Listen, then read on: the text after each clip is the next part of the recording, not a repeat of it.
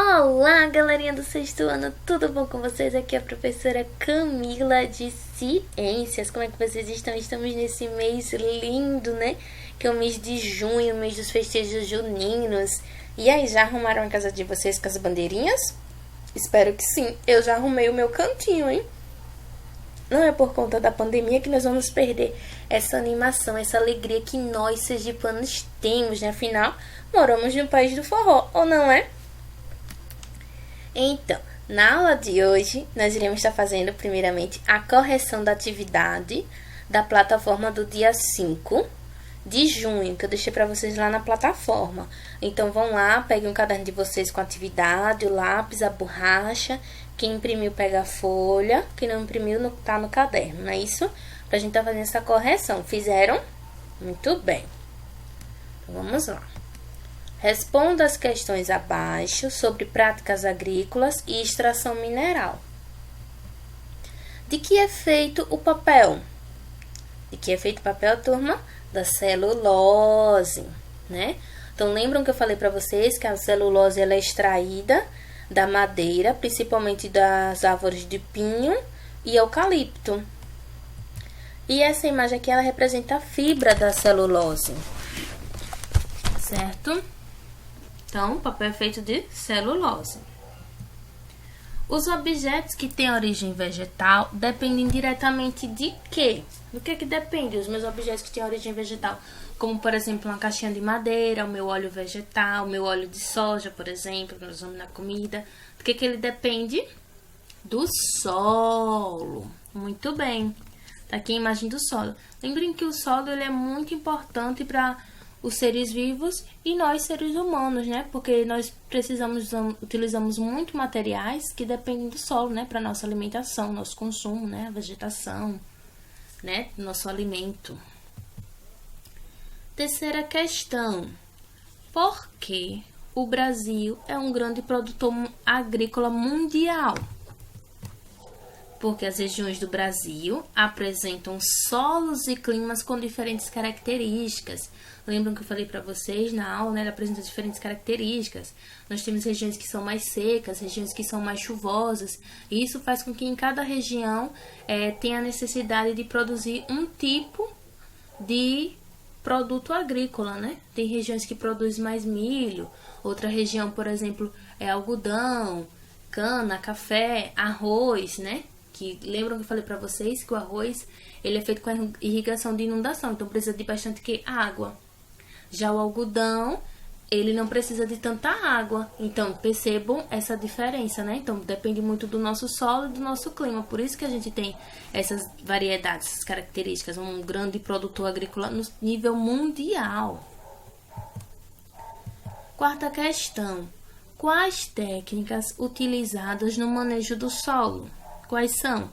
Aração, adubação e irrigação. E aí eu trago a imagem para vocês. Aqui a imagem da minha aração. Aqui já é uma aração com bastante tecnologia. Já está utilizando um trator, né? Que é a aração, que é para revolver o meu solo.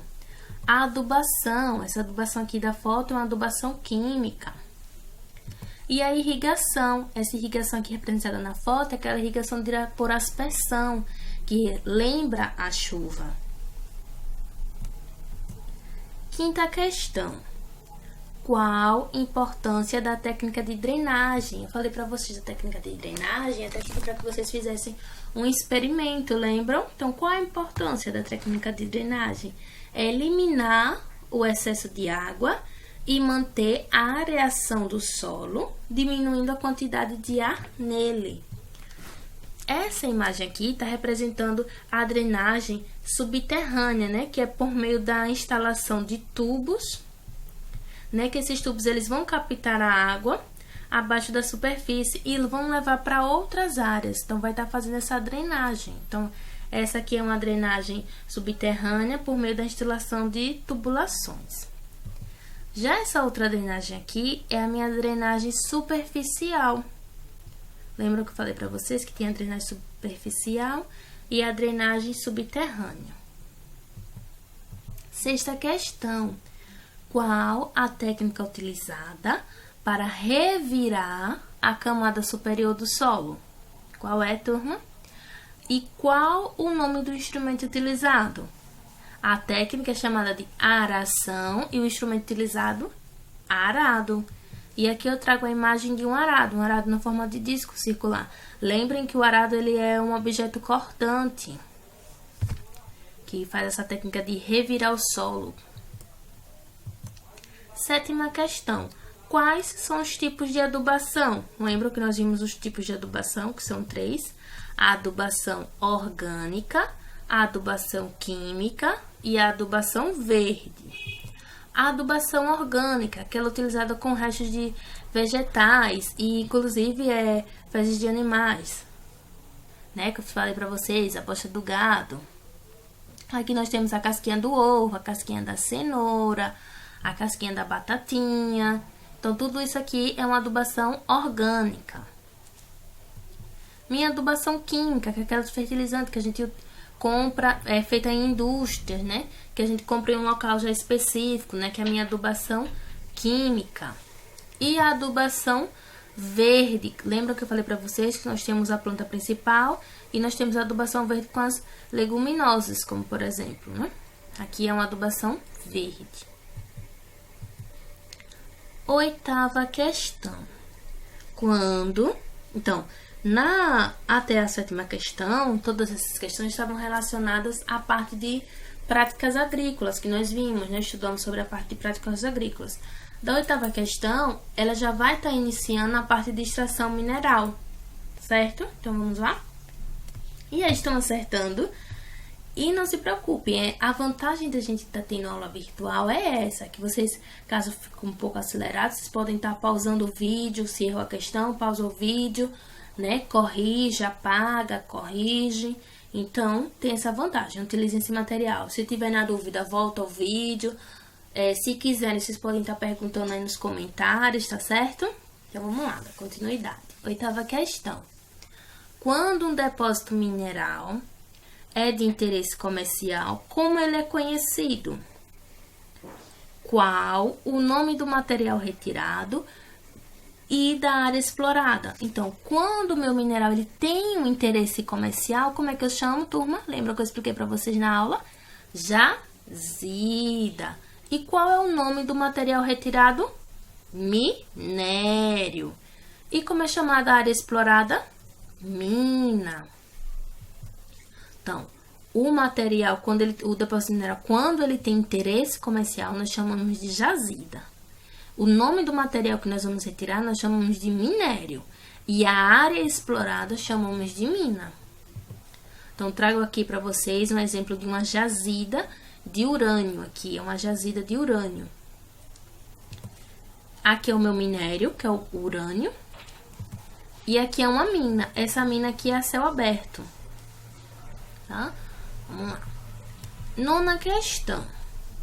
De acordo com o tipo de mineral a ser explorado, podemos ter quais tipos de minas? Lembram? Podemos ter 2 tipos de minas. Ela pode ser a céu aberto ou ela pode ser subterrânea. Então, temos as minas subterrâneas e temos as minas a céu aberto. Então, aqui eu trago um exemplo de uma mina subterrânea. Essa mina aqui subterrânea é uma mina de ouro, dessa imagem aqui. E aqui é uma mina a céu aberto, que o pessoal trabalhando, né? Na minha mina a céu aberto. 10ª questão. Como pode ser feita a extração do minério do depósito? Como é que ela pode ser feita?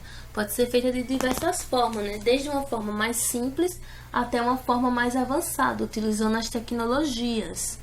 Então, desde técnicas muito simples, por meio de atividades manuais e ferramentas rudimentares, até empregando tecnologia com o uso de máquinas e explosivos.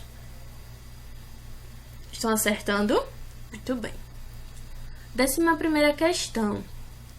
Por que é necessário realizar a mineração de forma planejada e consciente? Por quê, turma?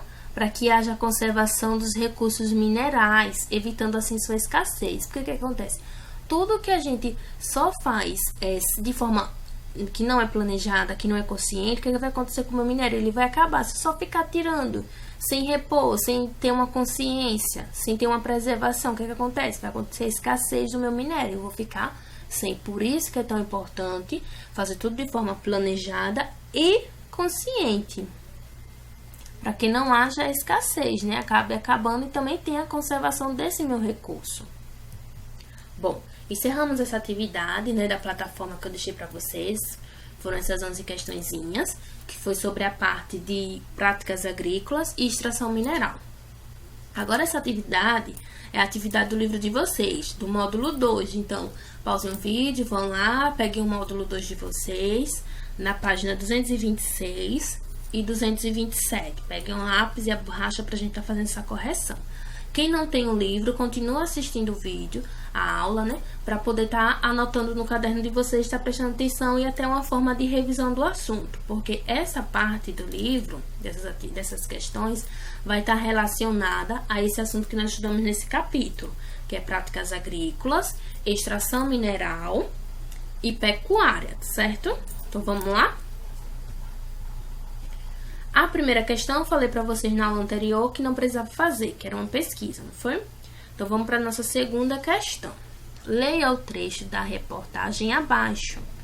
Então, o título do texto: Arado de boi enriquece o solo e previne erosão. Então, sobre o que é que o meu texto vai estar falando? De cara a gente já vê pelo título. Sobre o arado de boi, o que é que ele faz? Ele vai enriquecer o meu solo e vai prevenir o solo da erosão. Então, vamos lá. Para os agricultores acostumados às inovações tecnológicas, que estão cada vez mais presentes na vida do campo, o arado com tração animal. Então, ó, o arado com tração animal, que é o meu arado de boi, pode soar como algo ultrapassado, que ficou lá no passado. No entanto, a ferramenta que começou a ser usada nos primórdios da Idade Média, 4.000 anos antes de Cristo, continua sendo uma tecnologia útil. Então, embora alguns pessoas considerem algo ultrapassado, algo antigo, ela ainda é uma tecnologia muito útil. Para quem? Para o pequeno agricultor. Para o meu pequeno agricultor, que deseja produzir com sustentabilidade. Olha só que importante. Ele deseja produzir com sustentabilidade, pensando no meio ambiente, pensando no solo. Então, é importante esse arado de boi para quê? Meu pequeno agricultor que deseja produzir com sustentabilidade. O que acontece? Esse arado de boi tem baixo impacto ambiental. A técnica de aração com tração animal utiliza um instrumento pontiagudo de ferro para revolver a terra sem provocar danos significativos ao solo. Então, ele não provoca danos significativos ao solo. Isso não quer dizer que ele não provoca, mas ele não provoca danos significativos ao meu solo. Segundo a legislação ambiental, o trator é permitido apenas em terrenos com ângulo médio, de no máximo 25 graus. Acima desse limite, o uso das máquinas pode provocar acidentes.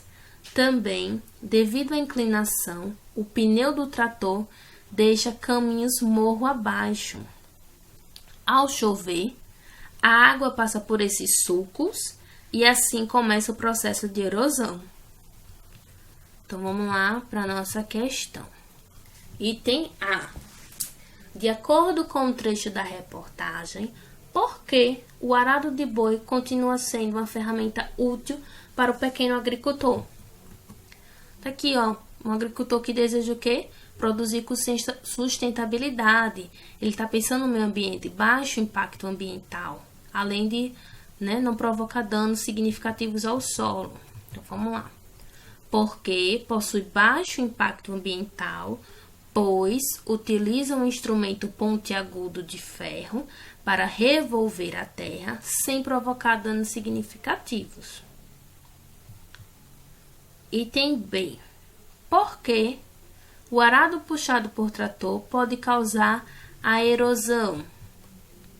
Porque os pneus das máquinas podem deixar os sulcos nos solos pelos quais a água passa.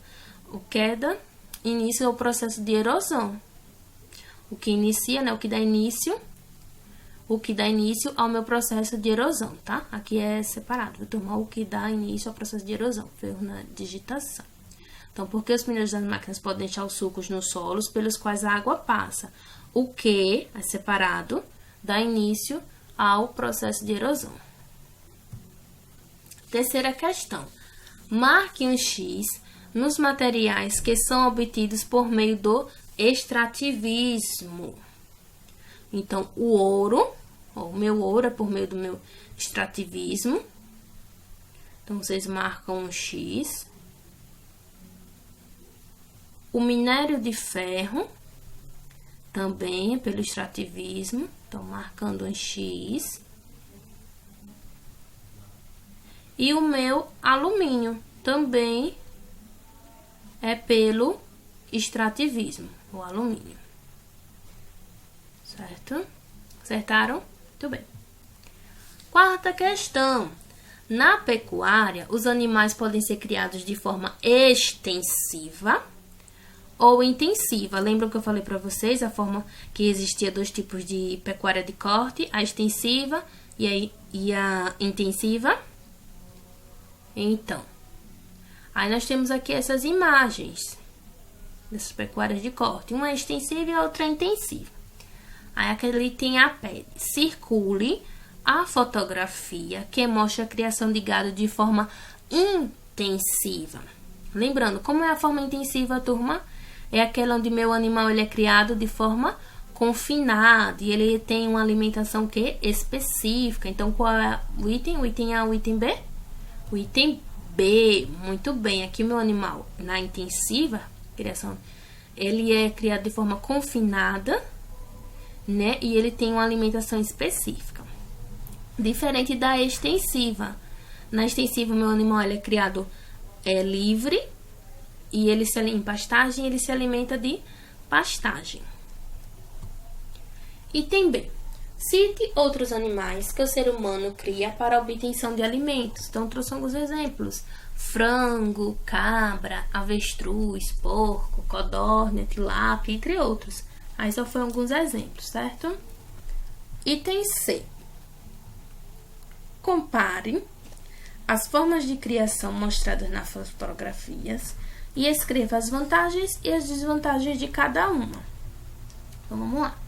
Na criação de animais da forma extensiva, ela é praticada por meio de técnicas tradicionais. Então, os meus animais são criados soltos, havendo um menor custo. Então, a vantagem é que, pelo fato de ele ser criado solto, que há um menor custo, gasta menos dinheiro nessa produção. Porém, o que acontece? Tem menor produtividade, ele produz menos. Já na criação de forma intensiva, a produção ela vai exigir um maior investimento, porém a minha produção vai ser maior. Então ele vai produzir mais, só que ele vai gastar mais dinheiro. Certo, turma? Então é isso, galerinha, dessa atividade do livro. Espero que vocês tenham acertado. Deu para entender? Muito bem. Então, um grande abraço, um grande beijo e até a nossa próxima aula.